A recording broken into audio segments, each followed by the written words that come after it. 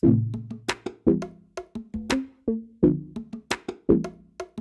everyone, welcome to episode 23 of the Miami Tech Pod. I'm Cesar Fernandez, and we are all together here, Will Weinrob, Brian Breslin, and Maria Durchi, with no guests because we are the special guests this week. That was corny, guys, but we're rolling with it. How's everyone doing? I'm doing great. This has been a busy week, but not as busy as it has been for some of you local celebrities like Cesar and Maria. I know my voice is gone. I gotta apologize to listeners. They're like, who the hell is this raspy guy who's pretending to be Cesar on the Miami Tech Pod this week? Yeah, and full disclosure, we were talking before we started recording about what events going to go to this week, and Maria's like, Cesar, are you coming tonight? And Cesar's like, I'm out for the count.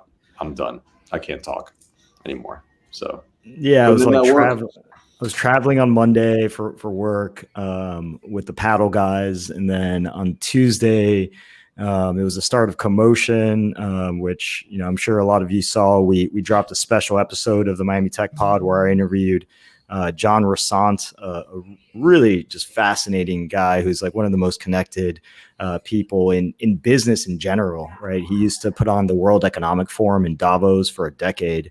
And then after that, he launched the New Cities Foundation and started this global mobility conference called CoMotion, which is a conference that started in Los Angeles, but then very quickly kind of evolved to Miami, and they do it in LA and Miami every year. So it was great. Maria was on a panel talking about all of this excitement around Miami with the mayor, and who else was on there? It's been a long week.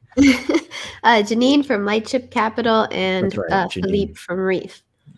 Janine was awesome, by the way. I thought she was like bringing it every single time. I really appreciated it because every single time she was just like, bringing the thing that no one was actually talking about to the table. Like she's like, all right, let's be real. Like this is what's broken. Here's how we fix it. And it was really refreshing. If you don't follow her on LinkedIn, you need to, because she does this VC word of the day. She's just a ball of energy, and she's just an incredible person. So I every Monday she posts this amazing video. She loves to dance bachata and salsa, I think. So she's always dancing in the videos, and I think she's trying to convince I forget who it was, some well-known person to dance with her. Miguel McKelvey. Cool. Yeah, because I guess he liked one of her posts, and so she was trying Miguel to McKelvey of WeWork fame? Yeah. Is he also now a Miami resident? I don't know. It's a good question. I mean, I wouldn't put it past him. But wait, so guys, give me the lowdown. How far are we away from Jetsons-like transportation, since you guys are now at the forefront of transportation? Yeah, this was just to do a quick recap on CoMotion, right? Because I've been to a lot of mobility conferences, and we've kind of seen the evolution, right? Like we've seen, ride sharing dominated it for a very long time. A bunch of micro mobility companies like the scooter companies and all of that dominated. But this was like the first one. And then of course, autonomous vehicles were just really front and center in a lot of these. But this is the first one where like, I'd say autonomous vehicles, ride sharing, micro mobility, all of that was like the boring highlights, and like the stuff that everyone, like the buzz around the conference was around vertical takeoff and landing. The conference itself was really interesting. It was hybrid, virtual and in person. So there was, like about a third of the conference I was actually in person, and then 2/3 of it was virtual. But it was at the Arsenale in Wynwood. Big shout out to Doug and the team over there. It's if you haven't been, it's a phenomenal space. It's actually, the Arsenale is this like network of e-commerce websites in mobility, and they have essentially like a showroom, part co-working space, part, community gathering, location in the design district, featuring some of the products that you can get on the e-commerce network of vendors, and you had things like this electric submarine featured there, like a motorcycle that had like 4 turbines that actually hovered, electric surfboards, really just neat kind of mobility devices on display. Maria and I did not ride anything, but we should have. We should have taken Unfortunately, yeah. we should have Great. just asked them to take an electric submarine out to the bay and check out the bottom of Biscayne Bay or something. But yeah, no, it was a great conference. I can't wait for next year. I think it's going to be really large. It truly is global. You had a ton of people from the Netherlands and actually like the Kingdom of the Netherlands sponsored a piece of it, and you had folks from Europe and Spain and a bunch of different countries in Latin America. It was neat. Let's talk a little bit about what's been happening here in Miami. I think we've all been really busy, and there's so much buzz that the news cycles kind of like go by fast, and we've seen some crazy fundraising that's been happening. For some companies. I mean, there's probably too many to list, but there was 3 in particular that I want to get everybody's take on here. And we'll go in kind of order of the size of the round. And this is really just like in the last week, right? We don't necessarily talk about all of the fundraising activity that's happening for these companies every single week. But the first is PayCargo, which raised $125 million in their Series B from Insight Partners. What do you think about that, Brian? I know that's kind of that's a big number for a Miami company, but especially one like theirs. It's a big number, but it's also a really big opportunity. It's a big market, and so there's basically trying to become the payments sort of fabric or layer of the cargo and logistics industry. All transportation. Like the big problem they solve right now is that like you might get something shipped to you, but you can't get it released until the checks clear, and so they're making all this digital, and so it'll speed up the turnaround times on trucks, on shipping, on boats and planes and all these other things. And so this touches a lot of things that we as non logistics people see on a day-to-day basis. And I think they'll probably end up raising even more money in a Series C, just because whoever dominates this can become the de facto, the Visa of this industry. That's a great point. And I'm looking them up now. I mean, they were founded in 2008. It says they're the largest independent freight payments network of its kind, 67,000 active users, more than 5,000 vendors. They work with FedEx, DHL, UPS, United Cargo. I mean, that's like, those are the players in the industry, and that's a ton of active users. And then of course, I'm sure that, they're funding a lot of growth if they're raising that type of capital.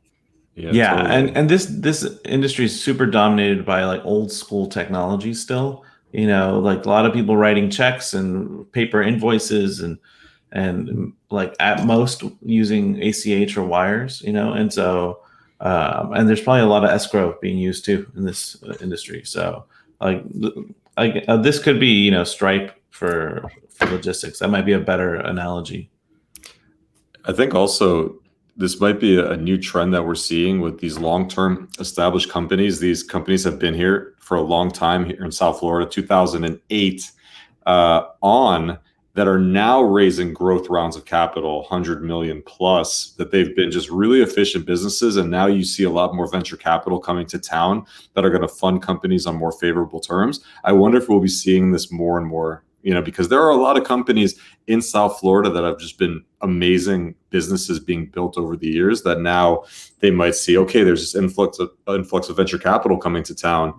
Now is really the time to pour gasoline on the fire and scale this thing. So it will be interesting to to track that trend. Moving on, we have an earlier stage company. We have Bank Novo, which announced that it just raised $40.7 million in a Series A. Bank Novo is a fascinating product. We use it. They're not sponsors of the pod, but we use Bank Novo on this podcast for our banking, specifically because like it.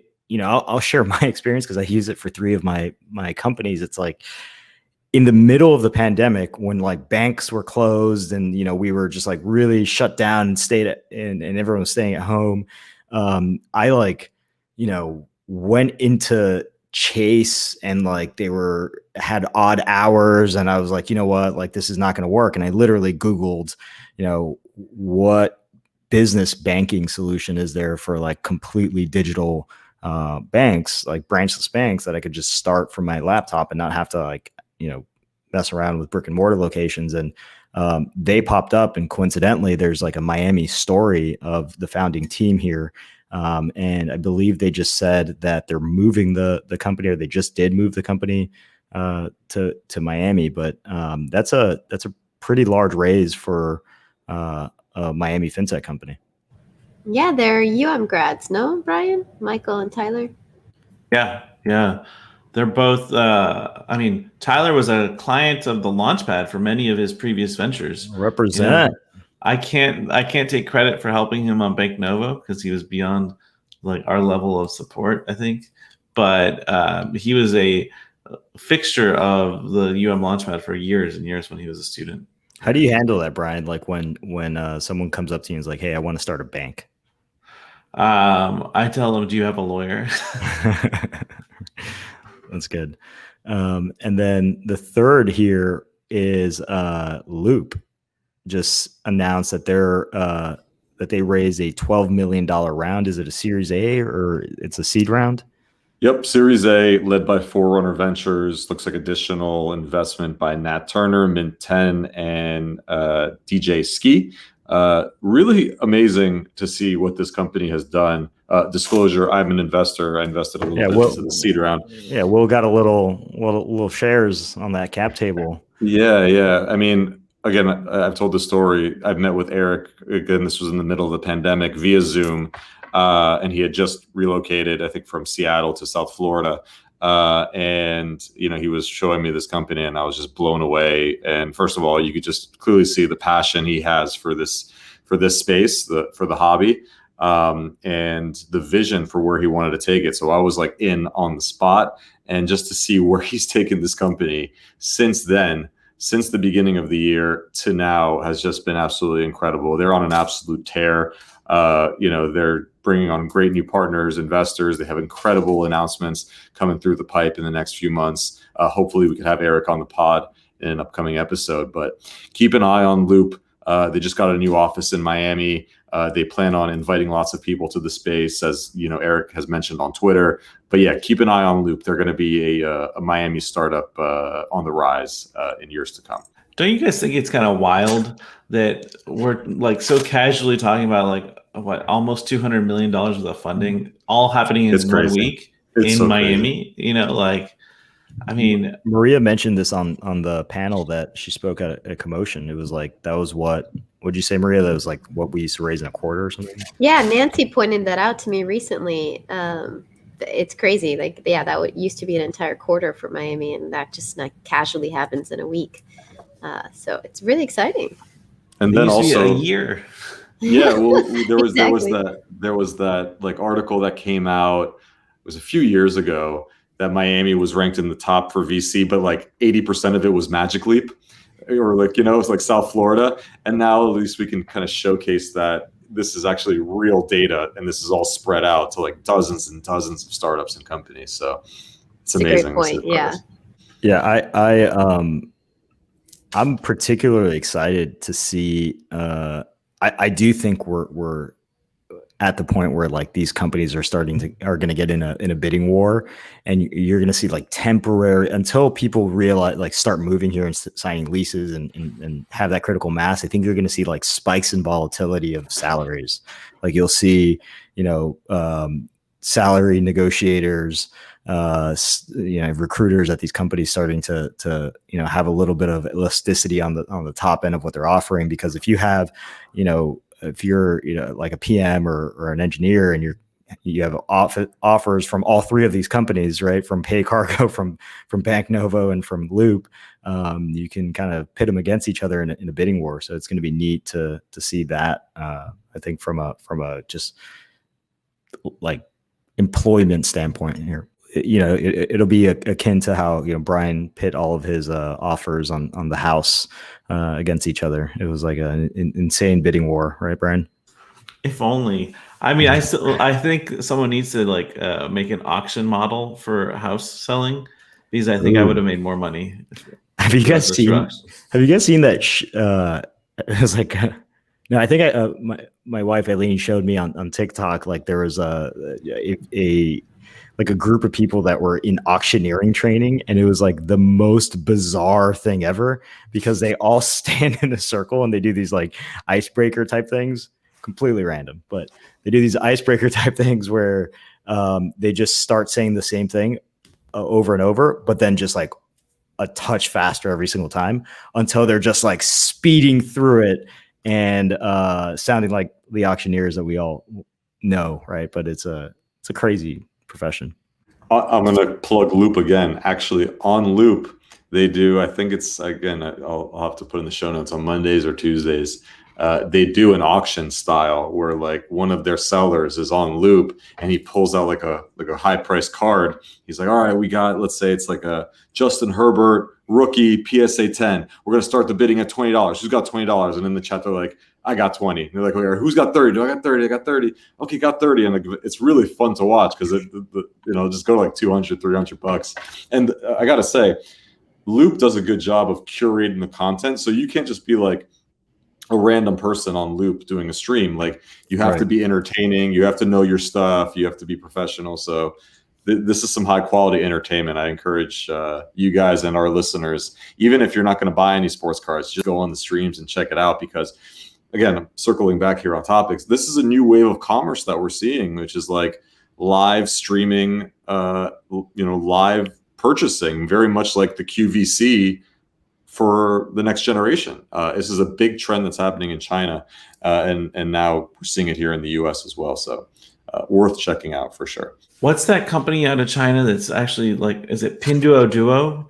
Which is super freaking fascinating. People will like live auction fish or toilet paper or all this stuff, and they tied in group buying to it too.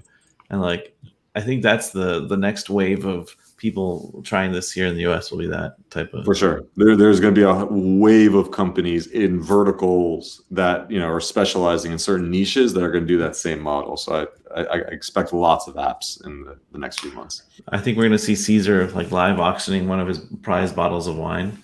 Ooh. Yeah. I'd use that app. And then just start drinking it halfway through the auction if the bids don't go high enough. Well, okay, guys, this is the thing. So if winebid.com is eBay for wine. It's an actual auction that happens once a week every Sunday, and I've gotten into some bidding wars on and it feels like the early days of eBay, when it was like a rush and you're like right again, like now that wore off, right? Like in eBay, there's so many other ways to buy, so many other marketplaces to buy, like, collectibles or these things, but like WineBid is a very legit, auction house or whatever for it's a really cool tech company too. I mean, like it's just a great, easy to use interface and all that. And then they're hands on. So it's not just they're not just facilitators. They actually will receive the inventory, take photos of it, check their authenticity and all that. And then, going from there. So anyway, not a Miami company. So we encourage someone starting the next wine bid here in Miami. All right. So we have a bunch of other news, but really like events that have been happening that I think it's helpful to highlight, and especially because this airs on Monday mornings, we'll feature some things that people really should be at because we've had a lot of fun at these events, a lot of really special moments of collaboration and business deals that happen. So Maria, you went to a very successful Women in Tech event on Monday, right? Tuesday. I hosted a Women in Miami Tech event in partnership with Endeavor Miami's Female Founders and Funders and Miami Angels. It was, fully expected there would be 5 people because it was intermittently pouring down rain. But women came out in full force. It was probably like 50 to 60 women. Thankfully, most stayed fairly dry, and we had the indoor section of the Oasis. But it was a great event. It's always invigorating when you get all of us together. So I had a really great time, and thank you everybody who made it out and braved the rain. How cool is that spot? I love the Oasis. It is awesome. And just like the entrance when you walk in, and the trees and lights, and like every vendor has good food. I don't know. Shout out to those guys. The staff is incredible. Yeah. Big fan. Yeah, it's a same kind of like investor group involved with Koyo Taco, because I saw that like on the receipt it actually says it's Koyo branded and stuff like that. But they are and I think 1-800-LUCKY. They're all the same. Yeah, exactly. 1-800-LUCKY, Koyo, that whole crew. Brian, you went to the Transplant Miami event? Yeah, it was interesting. I believe her name is Uba. She's the organizer of this event. She's new to Miami too, and like she organized this because the purpose of it was for all the people who moved here. She calls them pandexiters who moved to Miami. Pandexiters. Yeah, and she wanted them to sort of get like a crash course in what's going on in Miami. So I was only there for a little bit, but there's Nico from Animo, Ana Paula from now SoftBank, and then Derek from Center for Black Innovation, and then Ronnie Abovitz over Stream. We're talking about sort of, how do people get into Miami? Like, how do they learn about the real Miami? And I think it was a solid crowd, about 100 people, most of whom I'd never seen before in my life, which is a good sign, and they seemed very into it. And it was also very gender diverse, which was another good sign. The fact that Miami has higher representation of women in tech than I think other cities is great for the long term. And then it was also at Ironside, which had a cool little space on the end for events and stuff. So I think we'll probably be seeing more stuff going on there. And there was another interesting event that you went to, right, Cesar? Yeah, last night, kind of in partnership with CoMotion, but very much with the local flair. It was the Blue Tech and Marine Mobility Mixer that Daniel Kleinman put together. I mean, Daniel's launching and operating Seaworthy Collective, which is really a community of entrepreneurs that are building companies. And as he put it, which I think is really astute, it's not just like companies tackling environmental sustainability and climate change as mitigants, right? They're actually going in and trying to reverse the problem, be regenerative. And it was packed. It was the same at the same space, Maria. It was at Oasis, probably 60, 70 people, all building really cool companies that I never heard of. And it just goes to show you, it's like, this is there's so many layers to the technology community, from like fintech to software plays to crypto to these entrepreneurs that are building like serious blue tech companies. And it was a fascinating event. It was kind of 3 main companies that were sponsoring it. So it was Daniel's Seaworthy Collective, it was Paddle, and it was a company, not a Miami-based company, but it's a electric boat company called 12 that's obviously looking at this market to expand quite a bit. And I think that's going to be a kind of big frontier in the next movement of electric mobility, is like, how do we decarbonize the oceans? And it was really well done. I think that's it, right? I mean, I'm just exhausted. I don't know about you all, but I was commenting before the show with the group here. I really need a couple of days off of just like staying home. I'm going to fire up the old Netflix. I remember the days when the monthly Refresh Miami event was the only event, in Miami. And now it's just like bam, bam, bam, bam, bam. Every single And we're going to bring those thing. back soon. So Yeah. stay tuned. We're also looking for sponsors. So if you want to sponsor either this podcast or some of our upcoming Refresh events, let us know.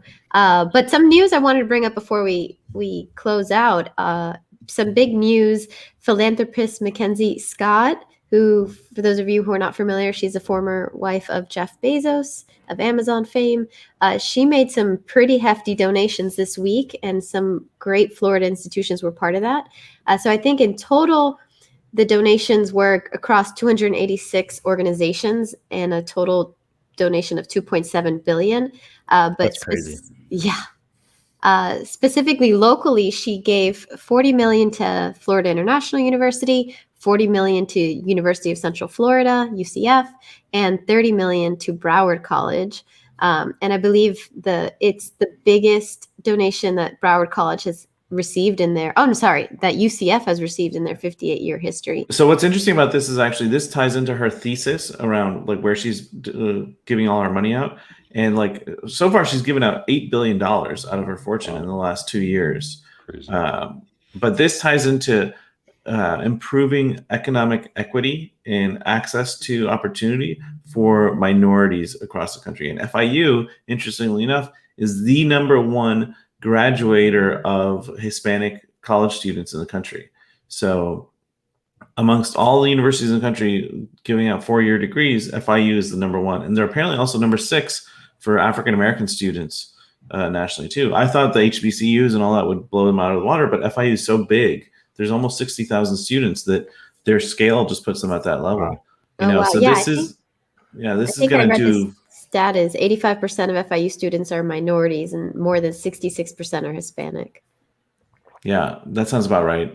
So I think this is going to go a long way. And the other interesting thing is this is unrestricted funds, whereas most university donations have something tied to them, right? She didn't ask for naming rights to anything. She didn't say, you got to spend this on like bathrooms in the gym or something like that. This was just do with it as you see fit, and so who knows what FIU will do with it, but hopefully the students benefit from this for a long time. Plot twist, it's going to go to some program that will start the next Amazon or inspire a student to start the next Amazon. All right. Fascinating news, a ton of events. I don't know about you all, but every single week that goes by, I get more excited about what's happening here in Miami. It's like none of it's getting old. Everything is like the energy kind of keeps compounding, and I'm just excited to see what and like,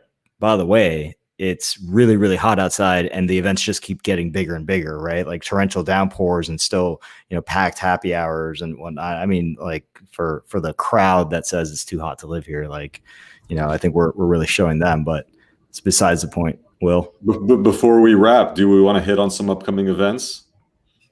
Yeah, so we have on Wednesday, this is a good one. I think it's like kind of becoming a really solid staple here on Wednesday in Wynwood at the Freehold. Natalia and Martinez Kalinina and Chris Adamo do a happy hour. Usually more than 100 people. It's like at 6:30. They moved it from Lagniappe. So if you went to the early Lagniappe ones, it's now at the Freehold. You can go online and register at Eventbrite. I don't know that that's necessary, but I would actually do it because I think it helps Freehold kind of get a sense of like how many people are coming. There's a huge staff shortage, as everyone knows right now in the restaurant and bar industry. So it kind of helps them prepare a little bit. So, make sure to hit up Eventbrite and register. And then who wants to talk about, the Mana Tech event on Thursday? Maria, do you want to take that one? Sure. Yeah. One thing to mention is if you don't make it to this Wednesday's happy hour, it's every other Wednesday. So that's a good point. Great point. Mark that down in your calendar. Okay. So in terms of the Mana Tech event, it's a pitch competition. I believe 3 companies are pitching to an esteemed panel of judges, and it'll be followed by a fun DJ performance. So in all Miami fashion, you got to have some good music and dancing afterwards. Hit up Michelle Abs. She can She can give you Yes. more info. It's Thursday, 7:30 p.m., I believe. And then Brian, there's a ClimateTech event this week, right? Yeah, it's the first of hopefully a long series of ClimateTech talks. We've got a couple of speakers coming up, and it's going to be at building.co. It'll be on Refresh Miami's events calendar. And like I'm trying to make ClimateTech a thing here in Miami because I think it makes a lot of sense for us to like own this as a space and So needed. you know, and be like proactively encouraging it, because I think now is the opportunity for us to like sort of plant our flag and say these are the areas that we as a community are interested in supporting. You know, there's a ton of fintech, NFT, blockchain, all this stuff interest. Transportation logistics has been here for a while. You know, why not climate tech and have that be sort of this all encompassing term that, you know, brings in stuff like what Daniel's doing at Seaworthy, you know, the blue tech stuff and green energy stuff. The FPL is funding through 35 Mules, et cetera, et cetera. Yeah. Yeah, and one thing I'll say about this, Brian, I think you raise a really good point around Miami just being such a natural place for this because of, you know, obviously our like where we're situated in the grand scheme of things in terms of climate change, and you know, we're a city built on porous limestone and all that, but like this is an area where the city of Miami and the city of Miami Beach and some of the cities surrounded by water in this county have really put their money where their mouths are, right? So we have, you know, the city of Miami residents passed $100 million resiliency bond. I'm pretty sure that's the number, but there's tens of millions of dollars for projects that the city is not necessarily just going to use that money and like hire people to like solve this thing. They're going to like, you know, issue RFPs, requests for proposals to companies to solve some of their big resiliency projects and help with hardening and all of that. So it's a huge opportunity for those savvy entrepreneurs that want to get some traction, but also solve a problem to build companies in the space. Yeah, I think it's interesting. I mean, look, we could geek out all we want on sort of like how the city and our community is going to solve this. You know, maybe that's a topic for another episode. You know, I think it was interesting that for this is like going into the weeds on this, but for those of you who saw the Army Corps of Engineers plan to like protect Miami from storm surge was building a Berlin Wall effectively up Biscayne Bay. And then this was like widely rejected by the locals because it looks hideous and blocks the views and has environmental impact and all this. But Swire, one of our local developers from Hong Kong that just built Brickell City Center, ponied up some money to create an alternative plan, which they're offering to fund part of, which uses natural looking like little barrier islands that will be built in order to make this more eco-friendly and you know, not reduce their property values, you know. But I think how we bring in the big people like the related groups, the Swires, you know, and all that who are investing and get them to be long-term investors in this in our community is going to be a key topic in this whole climate tech and stuff. Great place to end this episode. This was episode 23 of the Miami Tech Pod.